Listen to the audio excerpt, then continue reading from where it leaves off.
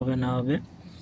তবে আর দেখেন তিনি এখন যে মোবাইলগুলো কেনা হয়েছে সেগুলোর ব্যাক কাভারের যে কাগজগুলো রয়েছে প্রোটেক্ট গ্লাস সেগুলো লাগাচ্ছে, এবং ফ্রন্ট সাইডে যে গরিলা গ্লাসগুলো আছে সেগুলো লাগিয়ে দিবে এখান থেকে।